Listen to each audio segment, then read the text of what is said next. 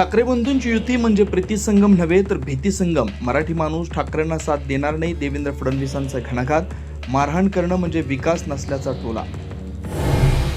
महापालिका निवडणुकीच्या मतदानापूर्वी ठाकरे बंधूंचं मुंब्रा देवीला साकडं. ठाकरे कुटुंबानं घेतलं मुंब्रा देवीचं दर्शन.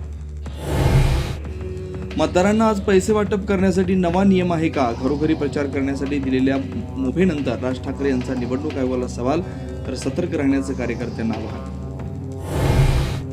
मनसेचे नेते अविनाश जाधव यांची याचिका मुंबई हायकोर्टानं फेटाळली. बिनविरोध नगरसेवक निवडीला दिलं होतं आव्हान. मुंबईतल्या प्रभाग क्रमांक 14 मध्ये भाजप उमेदवार सीमा शिंदेकडून पैसे वाटप. मनसे पदाधिकाऱ्यांचा गंभीर आरोप. सीमा शिंदेनी आरोप फेटाळले. मुंबईतल्या चेंबूरमध्ये वॉर्ड क्रमांक 152 मध्ये शिवसेनेकडून पैसे वाटप. ठाकरेंच्या शिवसेनेचे माजी नगरसेवक अनिल पाटणकर यांचा आरोप.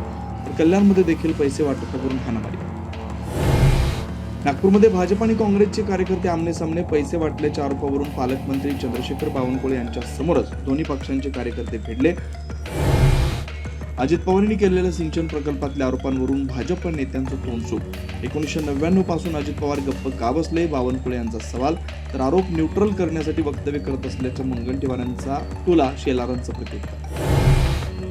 नाशिकच्या येवल्यामध्ये नायलॉन मांजामुळे तरुण जखमी. हाताला आणि चेहऱ्यावर पडले 10 टाके.